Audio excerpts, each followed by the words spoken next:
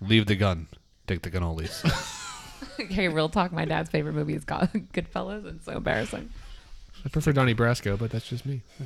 Both great movies. As long as it's not a Bronx Tale. Get Shorty, also good. Be like, get the fuck out Monday, Tuesday, Thursday, Wednesday. Mickey Blue Eyes, a little weak. Little weak in the knees. We go to the...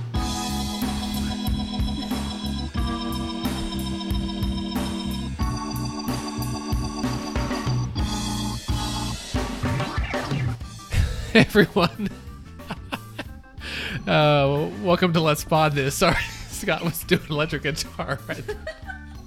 I was airbanding to the intro That's music. the first. You do a little beatboxing too. I do not beatbox. I only airband. That's not true. Oh You're man, okay. that caught me just right. I didn't think it was that funny, but apparently you really It was enjoyed really it. good. It was really good. So can I tell you before we even get started, I've gotten not one but two compliments on vodka soaked tampons.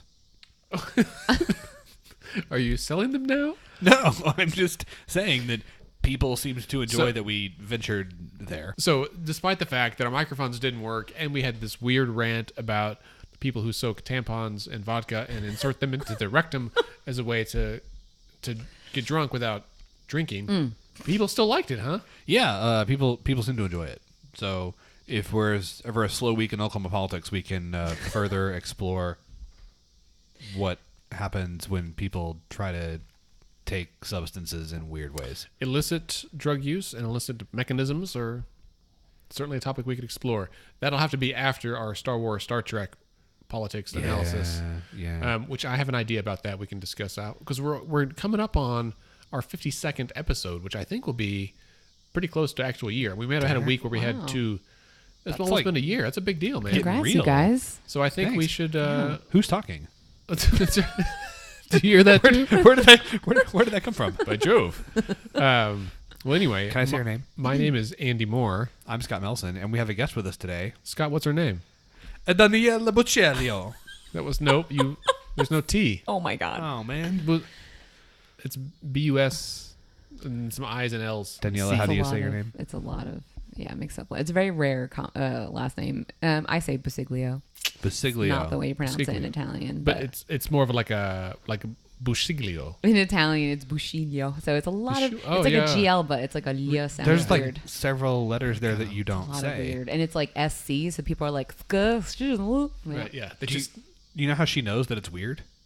no. Because she's an applied linguistics professor. Oh, indeed. Daniela is an applied linguistics professor. Better than anyone else, she is equipped to analyze the structure of her last name in its native tongue. something like that. Maybe. Right. Have you been? You're from Sicily, correct? Or your family's Sicilian? Yeah, both of my parents were born and raised in Sicily, and they came over in the late 60s, early 70s to the U.S. And yeah, I'm from Jersey. I That's used to where. date a that's where- Sicilian yeah. from Oh. California. So, Daniela Busciglio.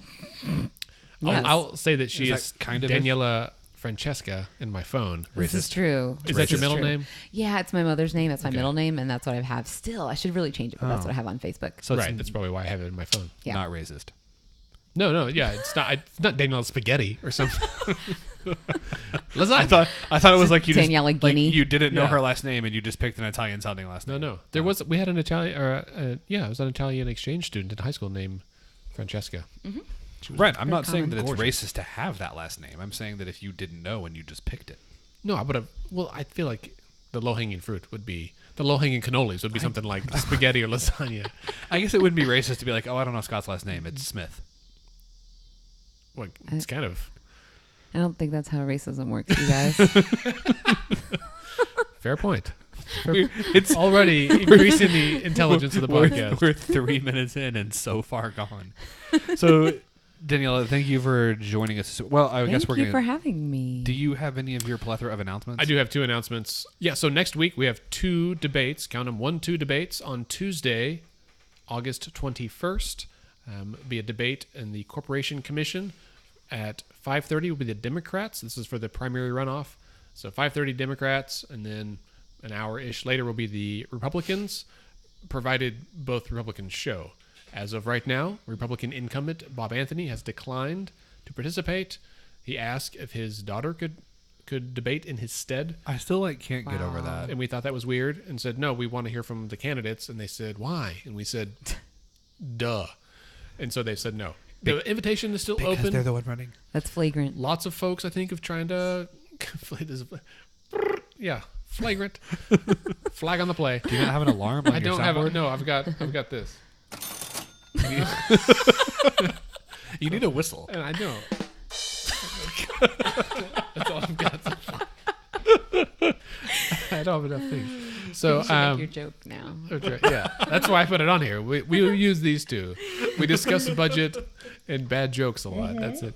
We should have called the podcast "Budgets and Bad Jokes." That would have been.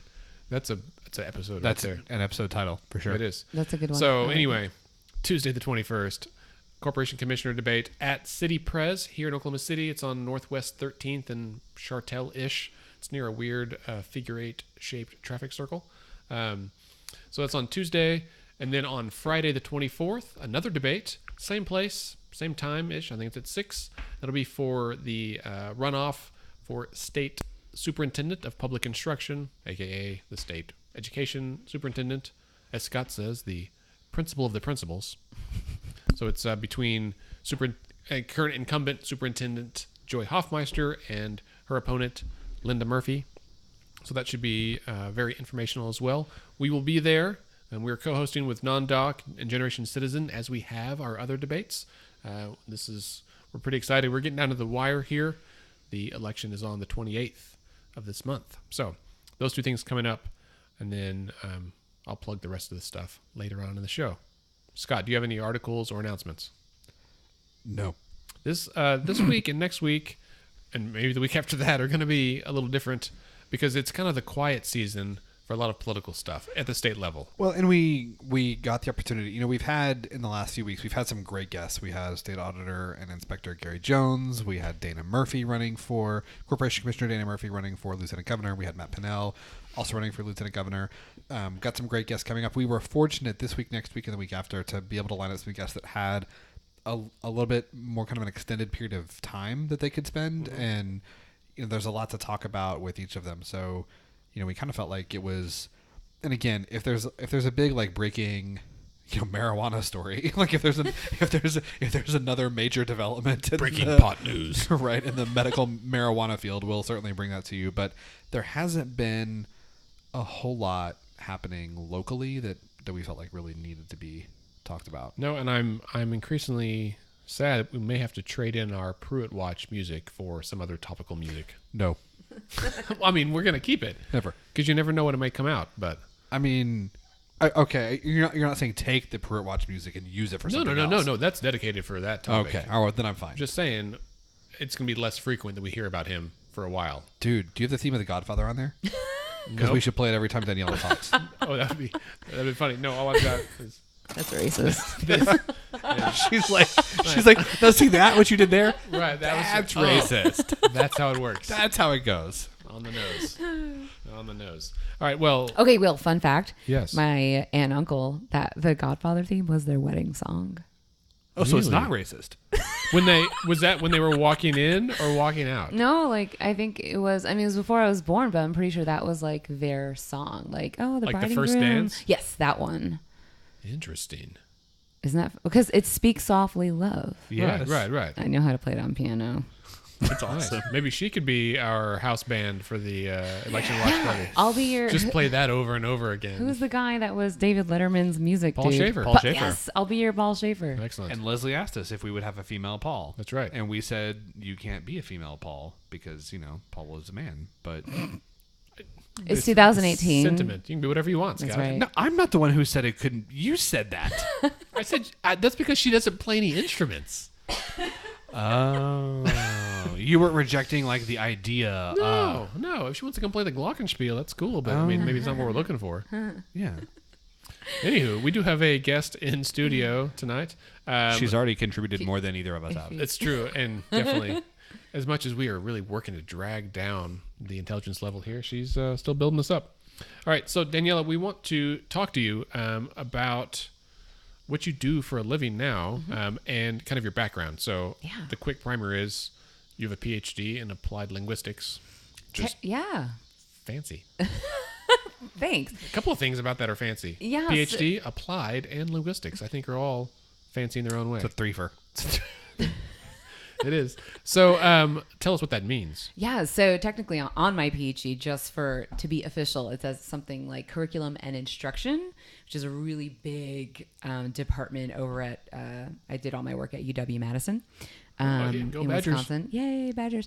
So yeah, I just go from one big football school to another. I taught at the University of Alabama before coming to OU. And so when I got to OU, people were like, oh my God, you're from Jersey. And I'm like, yeah. And they're like, are you okay? I'm like, I lived in Alabama for a year. So you're hardcore. So you taught at Alabama, Yes, I did. and now you teach here. Yes. And But- who is your allegiance to in football? oh my God, I don't do sports ball at all. You taught at know. UW-Madison, I know. Alabama. I know, and isn't it OU, crazy? and So you people don't do will sports like, ball. yeah, people will be like, Boomers Sooner. I'm like, yep, all right. Great. Good for Go you. team. Yeah, no, I do watch soccer though. I grew up watching a lot of soccer, so that's in my heart. Fair enough. We'll settle for you not being an Alabama fan. Yeah, no. Okay, fair enough. Yeah, so I came here 3 years ago to teach at OU. And my official title was assistant professor of Italian and second language acquisition. So I had a split position of teaching Italian, cool stuff like Italian cinema. Okay. And the other part of it was teaching applied linguistics. Right. Yeah. And applied linguistics is what? What is that? So, so I taught courses like theory of second language acquisition, which is kind of like this combo deal where you have a convergence of linguistics, sociology, psychology, education to explain what is happening in your brain and cognitively in your mind when you are trying to learn a language. So, like, there's neuroscience in there Totally. too, right? Yeah, there's neuroscience in there for sure. You probably look at fMRI imaging of like how people's brains light up. Yes. When they're... Yeah, we talk about stuff like semantic mapping. There's all sorts of stuff that we pull from neuroscience that is very useful for us in SLA because we don't have money to do expensive fMRI research experiments, but we can glean a lot from those studies for SLA, as we call the field. I've never done it, but I read about it. What I took from all that is that she is smarter than You and I both put of us. together. Yes. Yes. So I just have a PhD. It's no big deal. It's not a big deal. It's a bet pretty you- hard degree. so you start Jersey to UW-Madison to Bama. Well, there's Italy, to OU, Milan, and Berlin in there too. But yeah, I studied in Milan and Berlin. no, I taught there. I was a teacher in both places. Oh, I didn't study there. I taught there. Big time. Big time. I went to Monaco. So 3 years ago, you come to Oklahoma, and then what happens? Yeah. So, when I got to Oklahoma, I was like, wow, what is going on here? Things are just, it's just so different. And Flat. it's very flat. After the election, I got super involved. In fact, Andy and I that's how we met. co-hosted an event for We did. Let's Fix This down in Norman. It was one of our first kind of meetup deals we did down in Norman. When you It say was the really election, cool. you're meaning the election in 2016. The election. The election. There's only one. Yeah, I got super involved and was just kind of seeing, I became a precinct chair, but then I moved up to Oklahoma City 1 year ago. Okay. And I actually resigned from OU of my own accord because I realized that my values of community autonomy and having a greater impact was being served by the teaching part, but not by really the research part of what I was doing. Right. So because, you submit a journal article to a journal and it's Sure. like 3 people read it. They're your reviewers and 2 of them hate you. So Right. It's really rewarding. It's good feedback. And I thought that as like a super extrovert, I get like 100 out of 100 on like any personality test with regard to, Probably Yeah. also Scott and I. So I had to do. I super extroverts. This Yes. was sidetrack, which I get the feeling there's going to be a Always. lot of. I had to go to. I was a chief resident my last year of residency, Yes. and you go to this thing called Chief Camp. That sounds so much. One time at Chief Camp. It really was. That's racist. So there are those jokes. No, but they had us do. So there were 50-ish of us at this thing, and they had us take the Myers-Briggs. We went through the Myers-Briggs Yeah, inventory. yeah. And the first one we were going through introvert, IDE, and he had us line up in a horseshoe of I was on this side on the end, and then it went all the way around to E. and I was third from the end on the E side. Yeah, that's where I would be too, for sure. You too, Andy? Yeah, so when I take the Myers-Briggs, I am an EXXX. So my other three You're like are right in the middle. You're a right in the dirty middle. E. Yeah. So it's like, well, I definitely am extrovert. Everything else is like I'm very moderate, which is no surprise here, right? Like, I can never remember if I'm ENFJ or ENTJ, and I think it's because my T. the thing is because I think my T and F are, it's kind of like that. They're like within like 3 points of each other, so it depends. You're a T. Like circumstantially. So I did I these literally Hogan have I have a assessments. master's in this. This is where I excel. So know that Kiersey book inside and out, both editions. So like I did the Myers-Briggs, and it was actually part of this OU Leadership Academy thing, but we also did this Hogan assessments thing. It's an inventory of your values, your personality, and kind of like the dark side of how you act or what traits you exhibit when you're under extreme pressure. Right. And it became this like running joke because my cohort got to know me so well that when we get like these tests back, our assessments back, they'd be like, did you get 100 on sociability? And it'd be like off the charts. But not only for that, it would be like likes to party. Like that was a category, 100. Mischievous, 100. Yeah. And then it was like, okay, so I would be a sociopath if manipulation was like 100%. I would be a sociopath except for my altruism was like 95 out of 100. So I was like, oh, thank God. Just trying So to. you're a sociopath with a conscience. No, she's just trying to throw him off track. Danielle, I have the MMPI in my office. If you want to come down sometime, a couple hours, we can really lay this out. Let's do it. He's going to sort you out. So you resigned from OU because you feel like you're meeting kind of like who you are in terms of the teaching, but not in terms of the like academia and the research. Loved teaching at OU. I'm actually super proud. Like the student teacher evaluations are like the most messed up things ever, but I'm so proud of my evals. I have the coolest evals, like Danielle, Dr. Busciglio, Dr. B should be president of the United States. Like the students actually, they knew I was resigning, and they, on their final exams, they wrote for one of my classes, they wrote what jobs they thought I should have. And so it was like, was it a question or they just volunteered? No, they were just like wrote all this stuff down, and like some of them wrote like a bunch, like on the midterms, they also wrote, I was like, this one I told them, I was like, everyone write your favorite quotes. And so they all wrote their favorite quotes, and I have them. I'm like making a collage. Like quotes from you or like movie quotes? Some of them are both, actually. Yeah. That's awesome. Yeah. So we watched silent movies, so some of the quotes were just like quote dot dot dot dot dot. Like Silence. anyway, so the teaching part I already miss. I love teaching. It's my favorite part at OU. The students are so amazing because they're the right combination. It's God's country. Because they're the right combination of like really wanting to work, very, very kind, and also smart kids, you know? So it's like, it's so great because you could also have really smart kids that are douches. It's true. That is also true. And also, you know, super entitled and all that. And I've experienced that too, but not at OU at all. I taught MCAT and LSAT review courses for a private company for a couple of years. And I'll tell you, there are a lot of really smart, really douchey kids out there. So I basically, I come from a family of entrepreneurs. My brother, my parents, my uncles, aunts, and so I realized that that I wanted to move back home to Jersey and be with my family. I mean, my parents are not getting any younger, and I want to be near my nephews, all of that. And it's just my tribe, you know. And I thought, like, oh man, I can't be in academia. Like the pay is really low.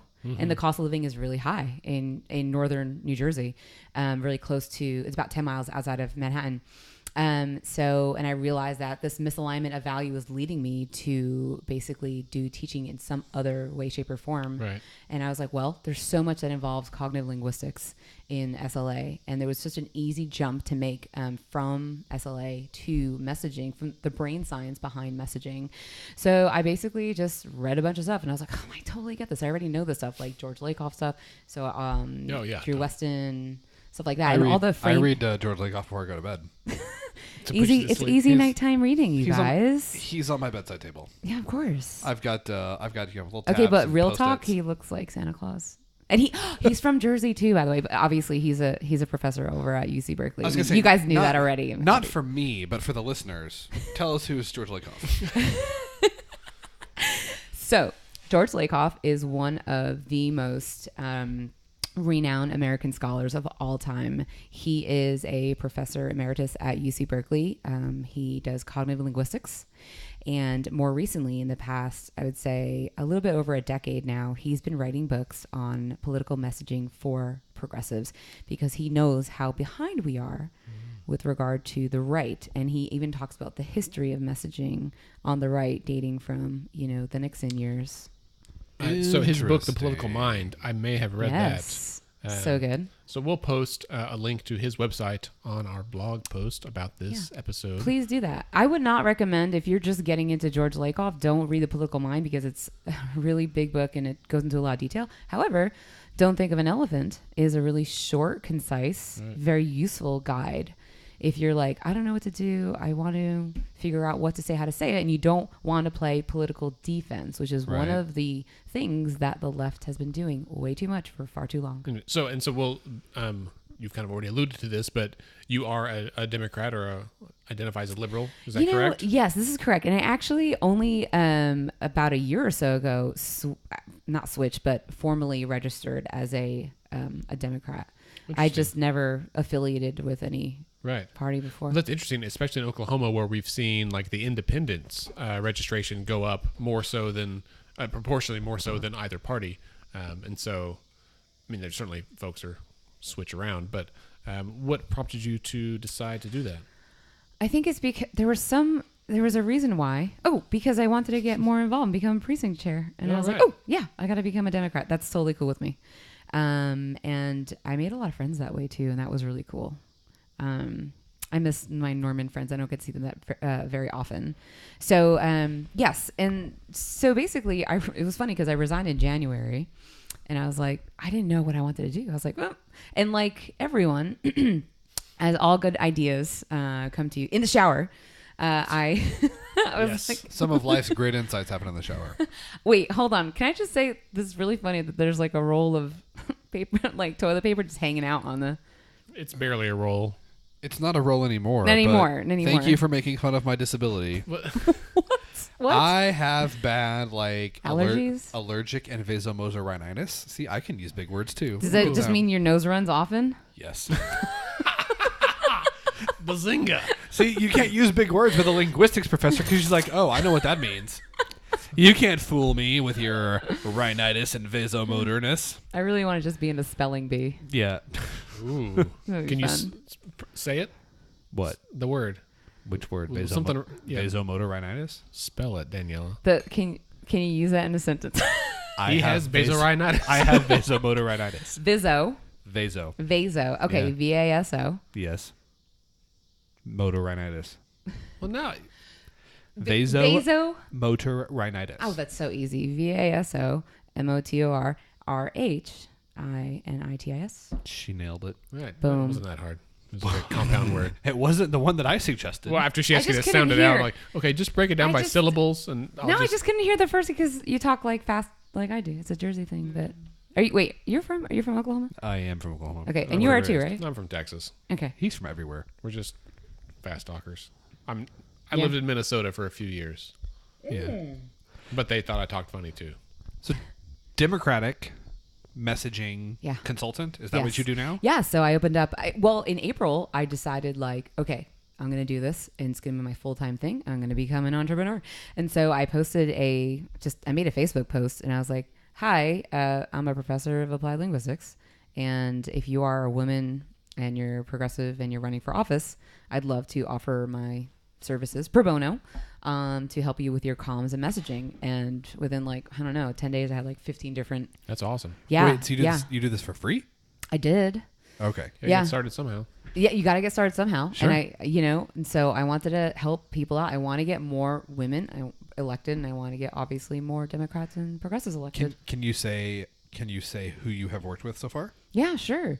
Devin Denton, Jackie Phillips Patterson, or Patterson Phillips, or other way around. Caitlin Dockery, Lauren Grotz, and I know I'm missing a whole bunch. A lot. Chantel Corey, and a bunch of other ones that are not coming to mind at the moment. Mm-hmm. Sure. But there's also a 2020 race. Okay. Already. Planning ahead. That's probably where the... Already working on. Right. I like seeing people think ahead So- that far. Yeah. So But that's not like there's a Yeah. whole bunch of other ones. Those are some of the pro bono services I offered, and now there's a whole bunch of other candidates I'm working with. Sure. Yeah. So, we've had several. Elizabeth Britt. Yeah. Sorry. You're fine.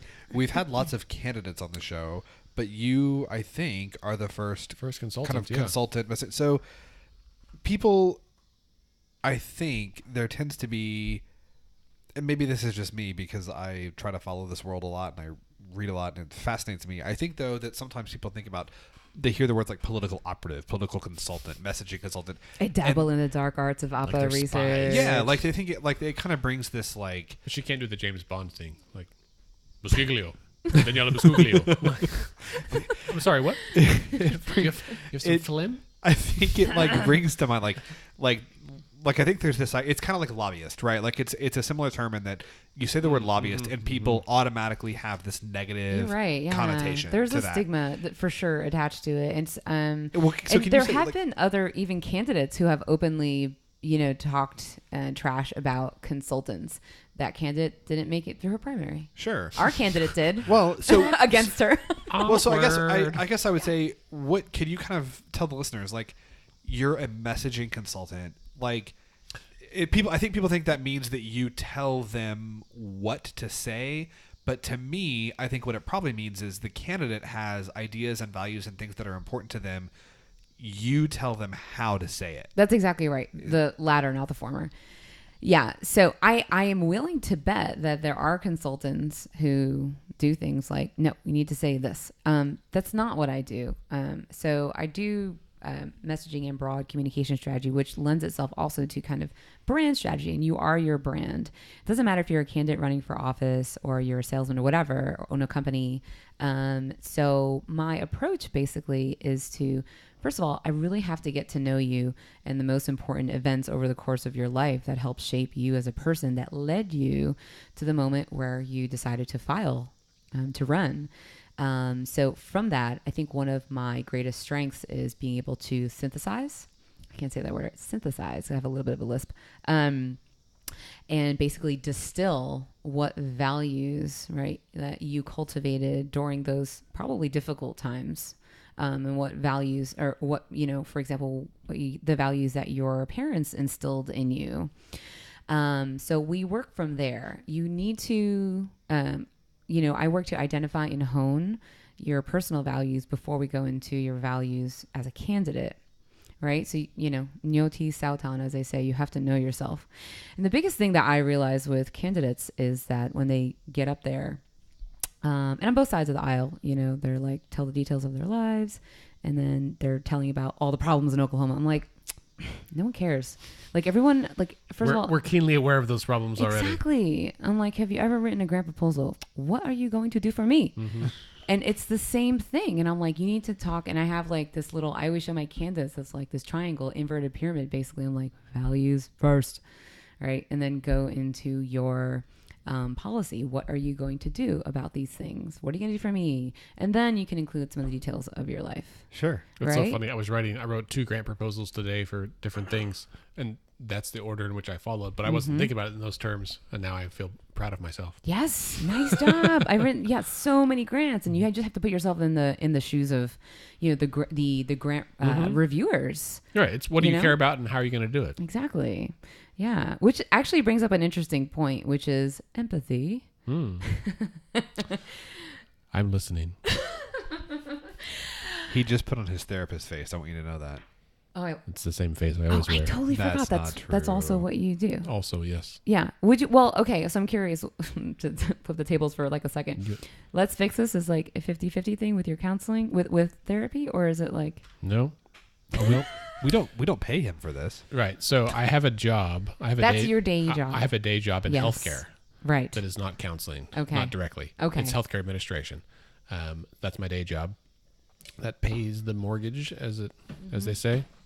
But my background is in mental health counseling. So I don't have. I'm not actively doing counseling really right now. Mm-hmm. I've had a number of like premarital couples I've worked with over the last year, which has been fun because nothing's gone wrong yet. So that's cool. Yeah. Smooth sailing. Most of my other experience has been with post-marital counseling. and which is also really enjoyable, and because if people are coming, they want to fix things, and it's cool. Let's Fix This started 2 years ago on accident. That's a good segue. As Scott said, it doesn't pay anything, but I really believe in it. I believe this is what Oklahoma needs, and I'm passionate about it. And then also, I'm the director of Freedom of Information Oklahoma, which promotes, I did not know that. Yeah, that's new. So that FOI promotes open and transparency FOI. in government. Yeah, FOI, Oklahoma. That's what my wife says. So Congrats again. Thank you. I'm getting married. Thank you. Yeah. And I say jokingly, I mean, it's not a joke because it is a fact that you don't get paid for Let's Fix This, but it is also a fact that you should. You know, like well, we're still new. Yeah, no, Grant we're new. proposal? It's Do you need grant proposal but I help, think Andy? I think one thing we don't talk about it on the pod really because it's not something that comes up. But the amount of time that you put into this is, I mean, it's a lot. Like most people, I mean, you put in the time in Let's Fix This that some people should put into their jobs. You know, so well, and it's that's like mind-boggling to me because I know that you have 2 minis. I have two kids. Do you sleep? Yeah. We're also fostering a puppy right now, so I'm sleeping less. I saw on Instagram. Oh my god, So so cute. adorable. so cute. So last night I went to bed at like 2:00 or something, 1:30, and then I woke up with the dog at like 3. And we were up for an hour, and then woke up at 6. And then in between there, I was like building a new website for FOI Oklahoma, which is gonna be awesome. you know, no big deal. No big deal. NBD. Well, it was that and like keep the dog from chewing on me.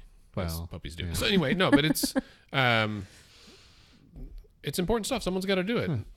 I don't mind. All that to say, just because we're gonna be potting until midnight, which is fine. I've got more gin. So why does how you say things matter? Like, why is it not why is it not enough to have the values, to have the things that you believe in, to know what you're for? Why does it matter how you tell people about that? Yeah. So I think this has to do with the study of pragmatics. And so it's all about intentionality and the intention behind your words. So a really easy example of pragmatics would be, I can say this to you. I can say, oh yeah, right, Scott. Or I can be like, yeah, right, Scott. So it's a totally different thing, completely different meaning. So that's just a really easy example of how you say words in a different manner, and it completely changes the meaning. I think that since I'm going to go all the way back to the Enlightenment. I love the Enlightenment. No, that's Let's- incorrect. You don't think Let's lock it down. Incorrect. if you don't will. like the Enlightenment? No. Why? No, seriously, it was good. We are beyond the Enlightenment. The Enlightenment needs to be thrown in the trash. Well- Recycled, upcycled, because I have a book for you. Well, actually an article and a book for you that talks about Descartes' error. Actually, and this is actually perfect that you're talking about this, because one of the things that like people on the left and progressives do is subscribe to the rational actor model. And so basically still believing in the tenets of the Enlightenment, essentially in logic and math is fine. And reason, and being able to just use word and disembodiment. So it's just about what you're able to say as opposed to taking cues, right, as to information from your body as to how that informs thought processes. Sure. And eventually words too, and action. So I think that, and this is also something that George Lakoff talks about in one of his books. He is like, no. And we know this from the research in SLA too, that language doesn't just come from the words happening, like coming out of my mouth. We have embodied cognition. We can't think of cognition simply as a logical, cold, hard reasoning. The body is also cognitive. It informs, right, the brain, right, and your brain processes that. I mean, as a doctor, you're like totally down with that. Yeah. So we need a new name for the Enlightenment. It's not the Enlightenment anymore. It's like, I don't know, the embodiment. Because we had Enlightenment, we had post-Enlightenment, and now we're on embodiment. What are we on now? And when I say I love the Enlightenment, I don't mean to say that they were all correct, because I think that's Rousseau brain in a jar experiment. right.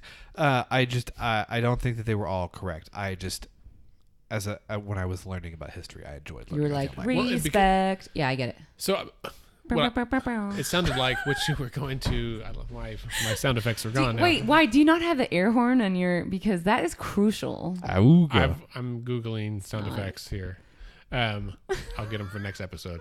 So what it sounded like, if I heard you correctly, what you were saying is that candidates these days, they Love them. ascribe to this model of like reason and logic, and they believe that if I just say the thing that makes the most sense, people are going to naturally be drawn to it, and I'm going to win. And my hunch is, I'm just going to go out on a limb here, is that while reason and logic might make good policy, they make bad campaigns. Yeah, you need to actually be emotional, be impassioned. I mean, not, have a measured sort of amount of, passion and emotion in your campaign. And certainly when you're, Right. doing your stump speeches, for example. But that's actually really important. Can I proffer an example? And yes, and the other thing I wanted to mention really quickly is that one of the things that, again, that on the left, more on the left, and I hate to even, sort of conjure up the image that is just so stuck in our brains, like, I mean, physically in our brains too, this idea of the political spectrum, that there is such a thing as a moderate. Right. Anyway, but one of the things that lefties or liberals, progressives do is they just assume that if I just list the research and statistics, then the people will naturally understand and do the right thing. And we know that's not true. Like, we have the science and we understand why that is not the case. Right. And well, how do we end up with someone like Trump in office that just constantly lies? Right. Right. Because people want, it's the emotional connection that they're wanting to believe in. Right. It's the emotional connection people want to believe in. But I would also say, though, that with Trump, because affect, because it's several things. So one, to your first point, I would say to me, one of the most clear-cut examples is Barack Obama and Hillary Clinton. Like, if you look at them on policy, they are, I think, very, very similar. Now, they faced different circumstances when they were campaigning. I like Hillary Clinton a lot. I think she would have made a great president. Same. However, I don't think you can look at her as a communicator and Barack Obama as a communicator and put them in the same so different league. Isn't that right? amazing? Right. And even though they were saying many of, not the same things, but very similar things. Yeah. So that's the first thing. I've been saying, I'm cutting you off in the middle of your two things, but like that people want hope and change, right? Even if they know it's not actually going to happen. Like, they want to believe in hope and change. People want to be inspired. Yeah. Absolutely. People want to be inspired. Absolutely. And the thing is, and this is what I mean, and again, to be really clear, Let's Fix This is a nonpartisan, nonprofit political organization, so I'm speaking only for myself. Whether you like it or not, Donald Trump inspired some people, right? Of course. And that's just why the way Hitler inspired a lot and that's why he won, is because there are people that he inspired, and so people want to be inspired. So that's the first thing I would say, is that example of Clinton Obama. I think is to me, that's kind of what you're talking about. The other thing is, you're right, but I think people want that emotional connection beyond just like the data. But I also think, though, that there's another component to it, which is that people have, and I say learned, for lack of a better word. People have learned, decided, been conditioned not to trust sources from which data comes. Oh, right. Well, because there's a lot of bad ones out there. Well, I mean, hey, a lot of the methodology that comes out of, even reporting in the state, I'm not reporting, sorry, journalism, but like, sort of more election oriented. Sure. But I don't even mean just like journalism. I mean, like science, right? Like people, like there has been a movement where right. And this, like, vaccines are probably the best example. And this is something that I deal with all the time, that people come in and, like, you say, okay, well, there's all of this. There's literally thousands of studies involving millions of children that show that there's no connection between vaccines and autism. Mm-hmm. And then you talk about that and people say, well, I don't believe that, and I read this other thing that says there is, and I read this other thing that, like, a friend of mine, her kid was, her kid got shots at 2, and then when he was 2.5, he was autistic, or the next day he was autistic, or whatever the case is. And so, like, right. And so anecdotes, right, are much more powerful than statistics. Why is that? Like, is that in your field? Like, We're why? superstitious as fuck, man. No, because think about how much more salient, whether perceptually or not. So, like, when you hear an anecdote, you are envisioning that situation. You're like, oh my God, so-and-so's kids, like the day after they got a vaccine, he started feeling this way, and he stopped talking, he stopped this. So you're imagining that in your head. That fits into a certain narrative structure. It's actually physically embedded in your brain. Whereas if you just hear 99% of vaccine studies have shown that, that doesn't mean anything. That doesn't hook into any sort of deep physical narrative structure in your brain. This is deeply embedded stuff that has been happening right in the human brain. So in the newest part of your brain for, like, hundreds and hundreds of years. Just like, for example, like stuff that fits the narrative would be like you working in a hospital and a doctor, and there's visitors and operations happen, whatever. So if you saw like a visitor doing an operation in the OR, that does not fit the narrative. That's not what you would expect. That would definitely not be what you like.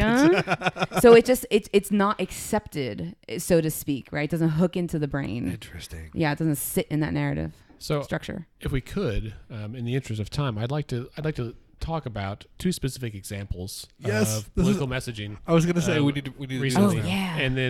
And then at the end, I want to end with getting some quick hints or tips from you about how we, as regular folks that are talking to elected officials at the state, at the city level, whatever, things we should be mindful of in our messaging and how we talk to people. Can I give a plug for my workshop next week too? Yes, please do. Okay. Well, let's end on that so people Cool. know at the end. So stay tuned, listeners, for important information. Don't leave. That's right. So the first one I want to talk about is the Green the Vote. So this is the recreational marijuana folks.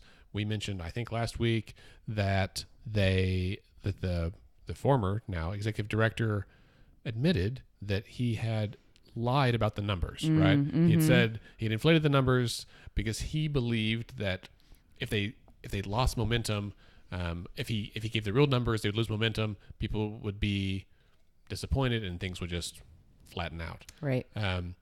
Clearly the wrong move. I think just face validity says that's a bad idea. Sure. Any insight that you could provide though? Don't lie. Don't lie. The research clearly says don't lie. Listen, kids, take notes. Do not lie.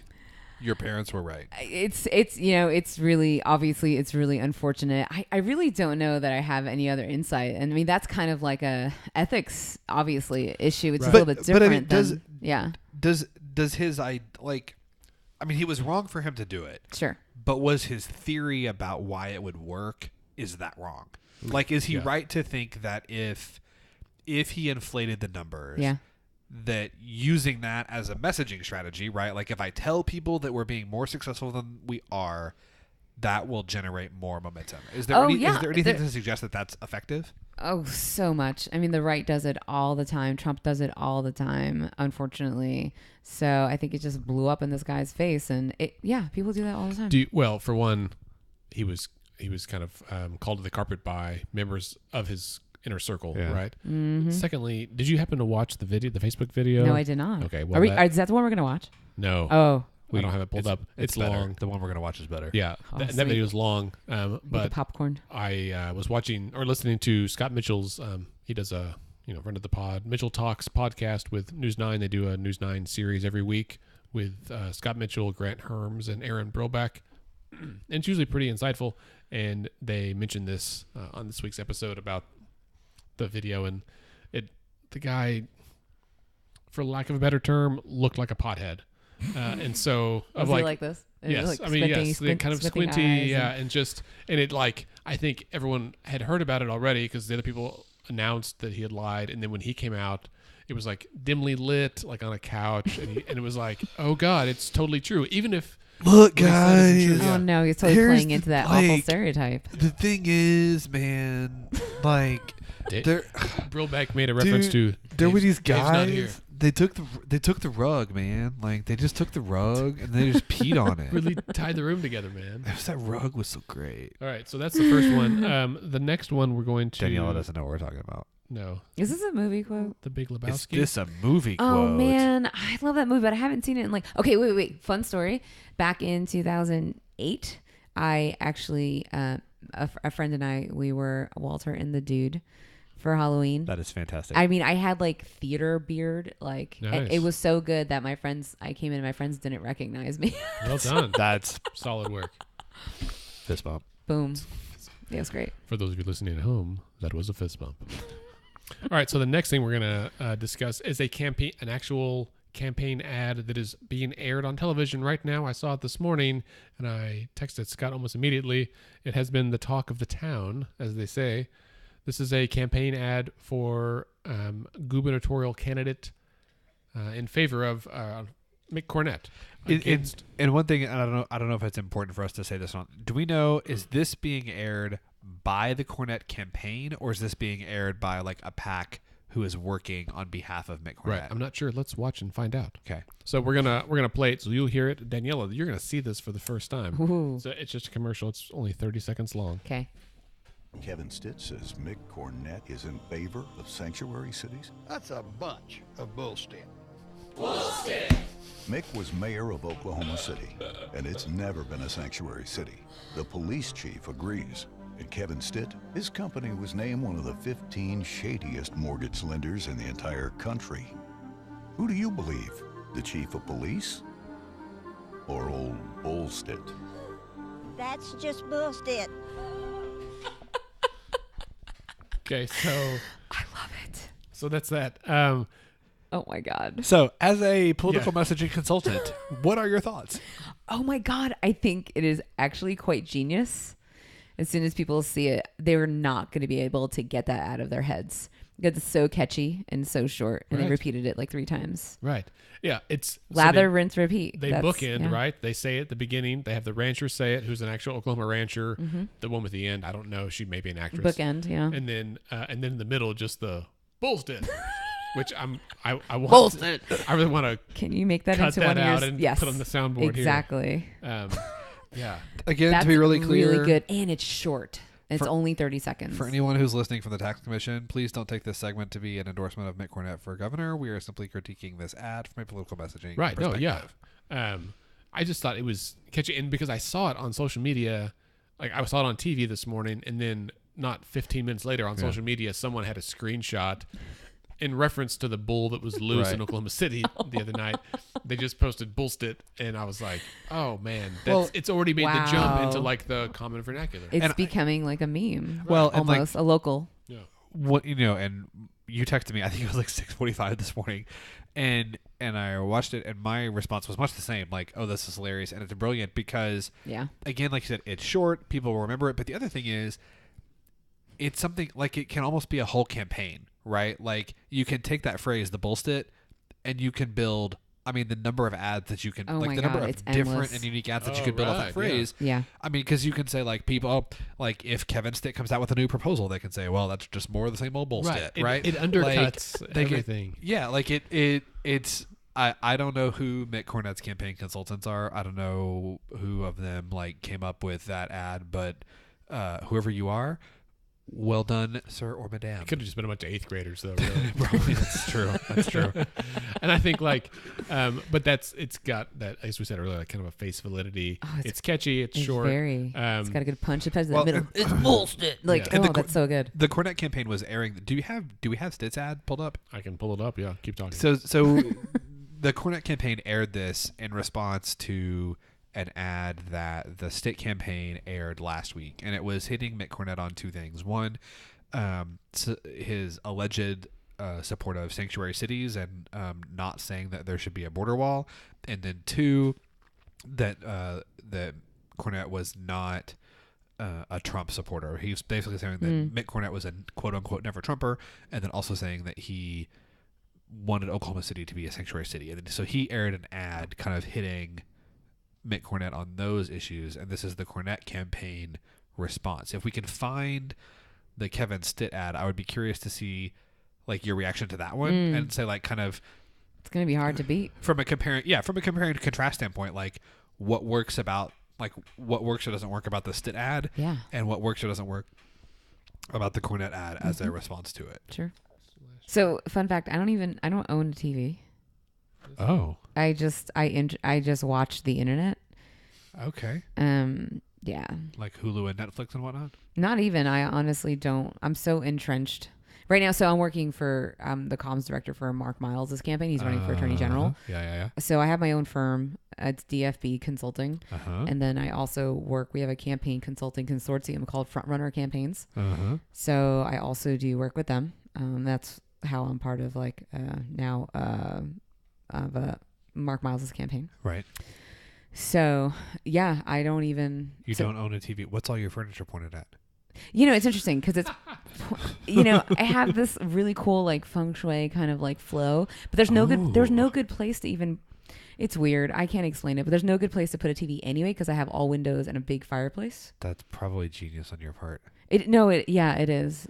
So don't look at an elephant. Don't call it an elephant. Don't whatever. What's it called? Don't think of an elephant. That's the short, concise guide that I totally recommend because you can blow through it in a day or two. Yeah. And then there are just so many other theorists and academics that I pay close attention to. So Rob Willer of Stanford, old framing theorists, semanticists, Charles Fillmore, Irving Goffman, Drew Weston, Jonathan Haidt. Haidt. I always pronounce it Haidt. It's not. It's definitely Haidt. HAIDT. I need a list of all these people. Yeah, for sure. And is Overton window? Is that something you do you deal with too? Overton window? Yeah. What are you talking about?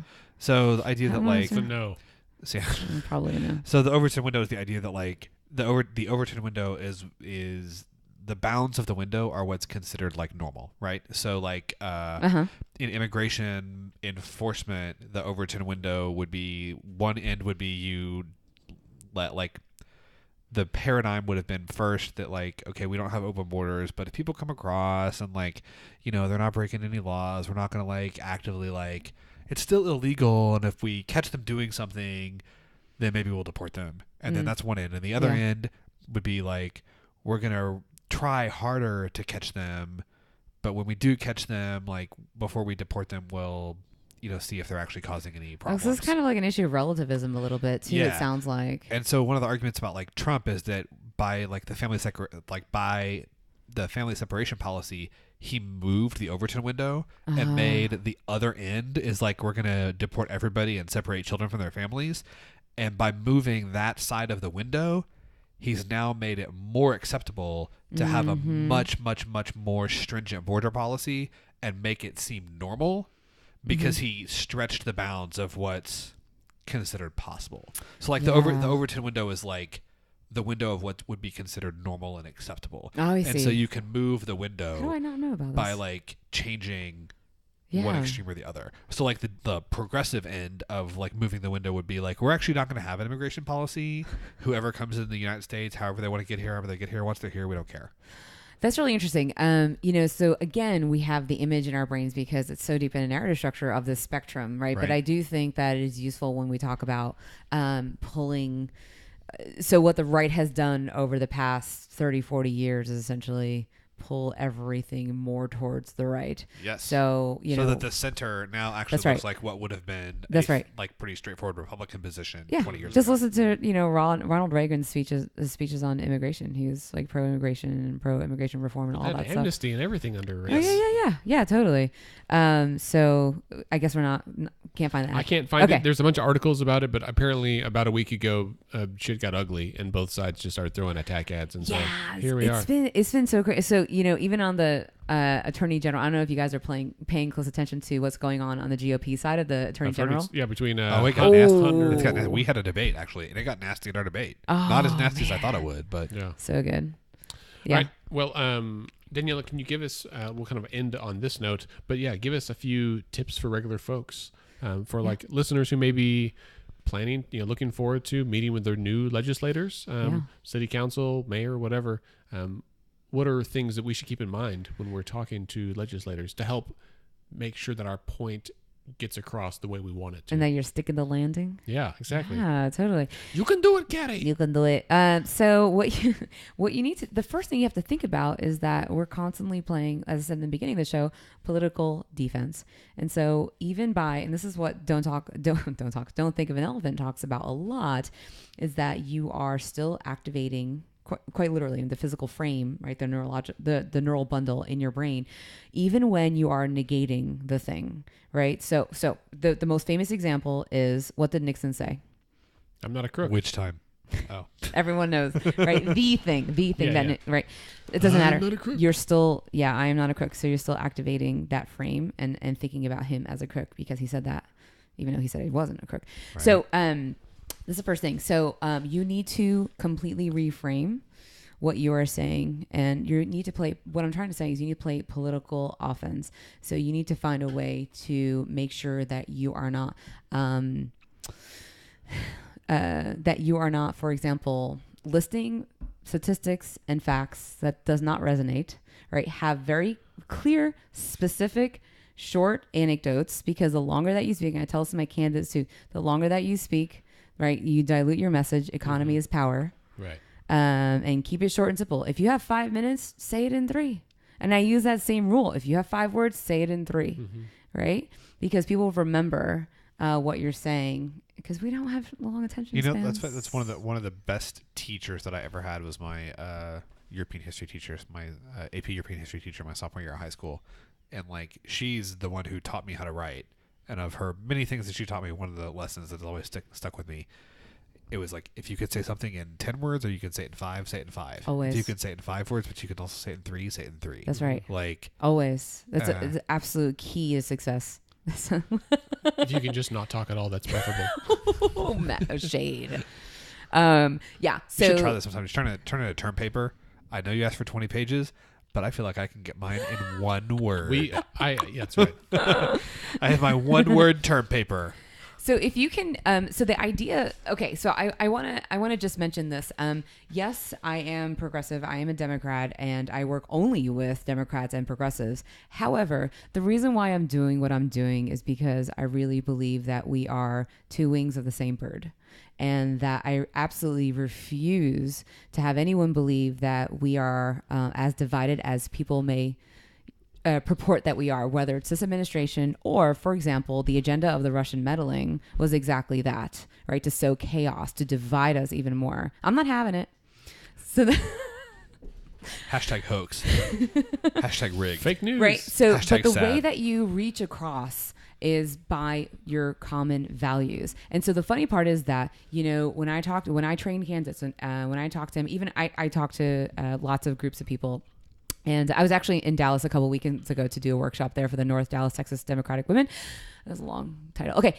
Is that the values are, we share a lot of the same values with the other side. Who doesn't value prosperity, opportunity, right? Security, Right, freedom. right. But the problem is we need like to reframe, and we need subversion tactics, because no one owns words. Nobody does. But yet when I say the word freedom, right? Patriotism, immediately, that You think of one conservative side. Right, frame. yeah. That's right. Yeah. So we actually need to start reappropriating. That's like the best use of reappropriation. Of like, we need to reappropriate those words and take them back. Yeah. Really, no one owns words. So speaking on the basis of values and repeating those values of whatever it may be, transparency, accountability, those things, the other side gets down with that too, right? They're not okay with flagrant spending millions of dollars just going poof and being lost, right, in our government. And we know that too from like Republican primary voter reports, that they're just like 80% of them are just fed up with how things are going with the budget, the economy, yada, yada. So always remain, you can be impassioned, but don't raise your voice. Like, stay calm. You can still be impassioned and, have a sense of calm when you're getting your message across. So yeah, those would be some of my tips. Don't give in to, right, this culture war, right, and I don't know, of just kind of spitting anger and hatred back, because the right, like people on the extreme right, so Alex Jones and Rush Limbaugh, they're playing on the fact that they're capitalizing the fact that, your amygdala will literally get enlarged because of all the hate speech, right, that they are spewing on a daily basis if you're listening to them, right? That's how messaging works. Lather, rinse, repeat. Amygdala enlargement. Mm-hmm. So look that up. It was a Yale. You know what I'm talking about? Yeah. Yes. Isn't that crazy? It is Your crazy. wow. Your fear feels. center. Your fear center for extreme conservatives is a lot bigger than that study. That's it. That's fascinating. Yeah, totally. Yeah. Has to do with the word. So we have the word. The word. So we have Word. a handout that we use for people that are going into talks to their legislators. I want to see it. We call it a letter to our legislator, or a letter to my legislator, and it's basically a worksheet, right? So you put your contact info at the top, and then it's 3 parts: what it is you care about, why you care about it, and what you want them to do about it. And that's Great. and that's because I felt when I made it that was like the most concise way to explain it. So like if you care about education, just put education, why you care about it. I'm a teacher. I also have 2 school-age kids. I don't get paid enough. Can I give you some feedback on that Yes, immediately? please. Yes. So the problem on the left is that when I ask people, hey, what do you guys care about? They list off policy. Ah, right. It's not the same thing as values. Sure. That's not going to land. And the problem is on the right, they also care about education. Right. So Well, getting that's, more, us, we designed this for everybody, right? Sure. So like people can write whatever they want. They can care about education or cockfighting or like, I don't know, like they don't like bad weather, whatever they want to complain about. But I hate clouds. That's right. Yeah. I'm just kidding. I don't like the culture of fear that we're creating in our schools. I love that voice that you do. What is Which that? one? That sounds That like one you just did. That one right there. the dude from Family Guy. What? I've never watched a full episode of Family Guy. What? She's never seen Friends, but she watches Family Right. Guy. No. You gonna come at me? Come at me, bro. I've definitely seen Friends, but I've seen it. so basic. Okay, anyway. At the, Sorry. Yeah. It is basically a great show. Back to budget and bad jokes. All right. Daniela, you mentioned a minute ago you have an event coming up next week. Please tell us about it. I do, yes. So it's actually my first and probably only OKC workshop. It is on Wednesday, August 22nd, 6 to 8 p.m. at the Paramount Room, right on Film Row on Sheridan Ave. And it's called The Language and the Brain, how to craft effective and powerful messaging. So I'm basically going to be explaining more about the brain science behind messaging and what sticks the landing, so to speak, in terms of how you communicate and why that is. So it's not about like really too much about the physical structure of the brain. I'm not talking about like the Werner's Broca area, stuff like that, but about the cognitive structures and these narrative structures in addition to like neural bundling, stuff like that. Wernicke's aphasia. Broca's aphasia. Broca's aphasia, yeah. Like that. There you go. I was gonna go And it's going to be hands-on. So we're going to talk about values-based messaging I thought as you were gonna well. have brains in jars. I was getting excited. We can't. I'm hesitant to even bring it up because we can't get into it tonight because we're already like up against our time limit. But I would love to have you back and talk specifically I'm in. about messaging and social media. Oh, yeah. Like I think we could do a whole like talking about how to take the concepts that you're talking about and like how the concepts about communication and messaging that you like where your expertise is and how that fits in this modern landscape of social media. What if we have that conversation where we force ourselves to speak in much shorter sentences, like 280 characters, like or we're less. tweeting at each other. So like whatever you're gonna say in 2 sentences like this, And be you've got to cut just be off. like, "What do you mean by that?" And just God, that would kill me. why though? I would be so bad at it.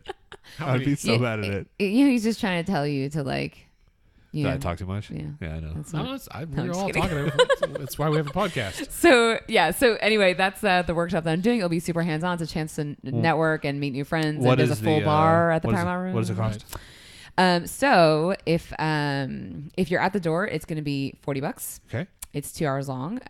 But I'd like to offer a promo code for Let's Pod This, people.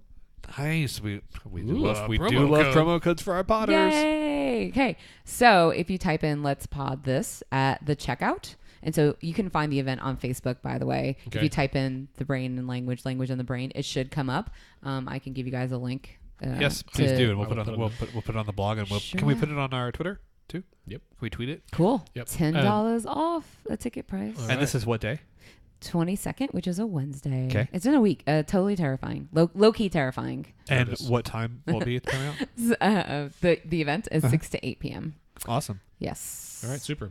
Yeah. Well, Danielle, thanks so much for being here. Thank you for having me. It's been awesome. It's been a pleasure. We're going to go to a quick break, and we'll be right back to wrap up.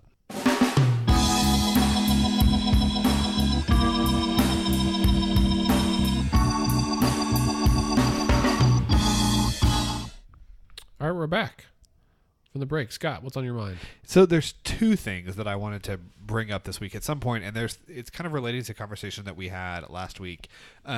For those of you guys who listen every week, God bless you. We had Senator A.J. Griffin on the pod last week, and there are a couple things that, as I was kind of reflecting on our conversation, things that I wish, and I don't even want to say like push back because that's not what I mean, but I wish that we had. I think maybe the conversation came off as maybe a little bit flippant or dismissive, and I don't think that's certainly not what I meant, and I don't think that's what Senator Griffin meant either. And there's two things. One, so we talked some about new candidates that are running for office, and Senator Griffin made the comment that there's like, she hears like people that are debates and people that are like, I got inspired and like I've never been involved in politics. I'm going to run for the first time, and here's all the things that I'm going to do. And she was like, no, you're not. Like you're not you're not going to do any of those things. And we talked about that a little bit, and I didn't want that to come off in a way where it felt like I or like let's fix this or we or whoever don't support new people running for office. Oh, right, yeah. You know what I mean? Like I didn't want You just want like measured expectations. Yeah, like and because I think it is important, like that new blood is absolutely important. Like new blood in politics matters, but at the same time, everything is a trade-off, and so. Maybe the trade-off is maybe you're a Republican in a heavily Democratic district. And so for you, the trade-off of losing a Democratic legislator with 10 years of experience and knowledge and, institutional expertise and seniority, losing that kind of the value that comes with someone who has that experience and replacing them with a freshman, but who has more of your like kind of ideological leanings, maybe that trade-off is worth it to you. Right. Mm-hmm. Or if you're a Democrat in a Republican district, vice versa. It's just important both for candidates and voters to have expectations that if you want to get involved and you want to run, you absolutely should. And you should run and campaign on whatever is most important to you and what you think you have to contribute, but don't necessarily think that you're going to go change the world like in the first year. Right. Does that make sense? Sure. Yeah, yeah. And that's all I was trying to say. Because I was thinking about afterwards, and I was like, man, I don't want anybody to hear that conversation and think like that we've had a lot of first time candidates on the show. There are several first time candidates who listen to the show. I didn't want anybody to hear that and think that we were being like dismissive of people that are running for office for the first time, because that's not how we meant it. Here's my example: is that Obama in his campaign in 2008, he talked about he was going to close Guantanamo Bay. And I was super pumped about that. And he never did it in 8 years. And it's still open today. Mm-hmm. My hunch is he got in office and he learned some information that he did not have as a candidate. And he thought, oh, snap. Okay, well, we'll just leave this little prison open. Right. There's some people here we have to hold. That's my guess. I don't know. But he got really quiet about that. And I thought, I was kind of disappointed. I thought there's probably a reason for that. So many. Sure. That's the long and short of it. The second thing that I wanted to bring up, and it's a similar kind of thing, was regarding the teacher walkout. Because Senator Griffin had mentioned that, like, all these people showed up, and it was kind of like they were like marching at our place of work, and no one could really tell us why. And it was like kind of like not a very effective way to advocate. That's I think the point that she was trying to make. Oh, right. And I want to say two things. Like one, I was a supporter of the walkout before it happened, and I think you were a supporter of the walkout before it happened and when it happened. And there are people who said that the walkout was not effective. I would disagree with those people. I don't think that the revenue package that was signed earlier this year, I don't think that ever happens without the threat of this massive... The threat of the walkout was effective. Right. 100%. But nothing changed after the walkout. Everything was passed beforehand. Agreed. I didn't want teachers who spent 12 hours a day at the Capitol for 2 weeks, again, many of whom listen to the show, to think that we were trying to say that what they did was unimportant or a waste of time. Oh, no, that's fucking awesome. Or rock on, teachers. Yes. You did the thing. Like, that's right. It's hard work, and then you did it. Yeah. So. Right. I was, sometimes I listen to the episodes. I don't always listen to the episodes after we post them, but I was kind of reflecting on our conversation last week, and I was like, I'm just worried that those are two things that could have come off as being a little bit dismissive, and I wanted to make sure that anybody who listens knows that wasn't where I was coming from, and I don't think that's where Senator Griffin was coming from either.